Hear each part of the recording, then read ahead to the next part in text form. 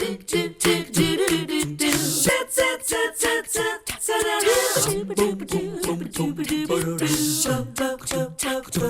are very honored this morning for multiple reasons. One is that sweet face you're looking at right there. Her name is Tegan, and she is a service dog through Warrior Freedom Service Dogs. The other honor is that we have three very distinguished guests on the show with us this morning. All three are veterans, and they're working to make the lives of veterans a much better existence here in our area. This is Monica Piper. She is with the Freedom Warrior Service Dogs. Warrior Freedom Service Dogs. Warrior Freedom Service Dogs. It's a mouthful. But this is Joseph Petty. Yes, ma'am. He is Tegan's owner. Is that the right way to put it? How do you like to say it? I'm her partner. Her partner. Much better. And this is Jason Russell, who is about to get his own dog very soon. All right, Monica, I want to start with you because there's a lot to pack in here with what you do at Warrior Freedom Service Dogs. But all these dogs are raised here locally in Chattanooga? Yeah, so we were founded in Flintstone, Georgia by Adam Keith, who runs Ace Hardware in Flintstone. But we recently, last year, we moved to Chattanooga, and that's where we actually have a kennel. And I believe in about a week or so, you guys are going to be coming down. Very excited to see that. Yeah. But this is your 10-year anniversary. It's our 10-year anniversary.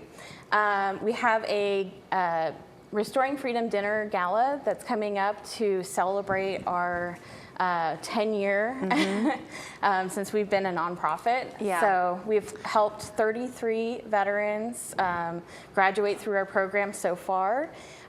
Jason behind me is a veteran who's going through our class. This upcoming September 20th is when our new class starts, and we've got 5 veterans attending that. So I know you're trying very hard to make sure you can explain a 10-year commitment to helping veterans out in our area in one interview, and that's probably a tall order. But here's how it works. Everyone coming through your program is a veteran who has suffered either with PTSD or a traumatic brain injury. Is that right? Correct. So I'll talk to you, Jason, since you're the next man up to get the dog. So you were in the Air Force. Yes. You have been kind of in training, as Monica said, to get ready for this dog. So what has it been looking like, and do you know yet who you're getting? Easy part first is no, I don't know yet. I find out Saturday, which is fantastic. And then how it's training-wise, it's been an experience. We spend quite a lot of time with the dogs, just getting to know them, getting to interact with them a little bit, seeing which ones do best for us, which ones we have that kind of connection with. Yeah. Joseph and Tegan obviously is prime example. Yeah. But it's been fantastic, and they've been huge. I know one of the things that both of you have said that's been so meaningful in your lives is that compared to other programs, theirs is fairly quick. Yes, it is. I've been with the interview process from start to finish so far for about a year, which is, it may seem a lot to establish and get a dog, but it's a lot of time, it's a lot of commitment for them, for us, and them trusting us. So. All right, so Joseph, on your side of things, since you mentioned that Tegan is your partner, we've had a chance to kind of watch it a little bit. First of all, she's lovingly sweet, and thank you for letting her be willing to come up and greet me today when I came out to bring y'all in. But before we went on the air, she was standing on you. Yeah. She had her legs on yours. And I had said, for the camera, can she come down?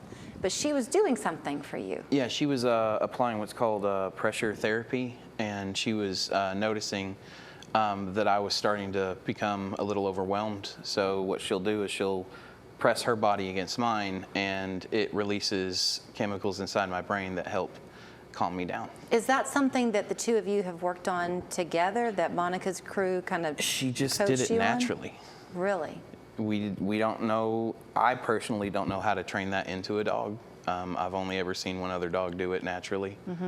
And yeah, it's a phenomenon that I can't really explain personally. You heard me mention at the beginning when I was introducing you that the work that they do at Freedom Warriors is to help the veterans in our area have this better quality of life.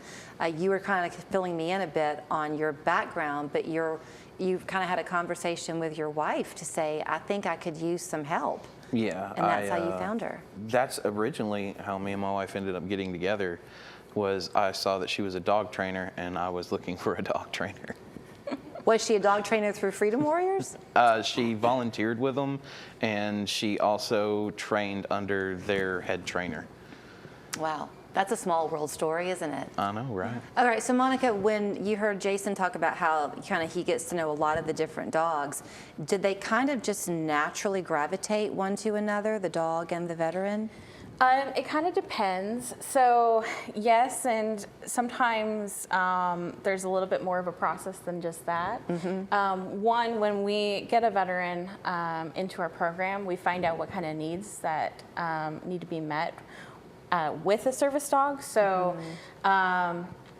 So a lot of the time, yes, they do kind of gravitate towards each other, but also sometimes you have specific needs, like, for instance, we have a standard poodle right now that's in our program, and for a veteran that's going to need more stability support, that's going to be a really good option. Yeah. We have a Pomsky. A little A one. little Pomsky, and so not all of our veterans are going to need a bigger Right. dog. So Right. sometimes their needs are that they need a small dog to help them. So. Let me ask you etiquette, because I may have stepped in it today when I came out to greet you, but she came to me, Tegan did. But if you look at her harness, and it clearly says, you know, service dog, no touch, no talk, no eye contact. So what should we know in public when we see you out with Tegan?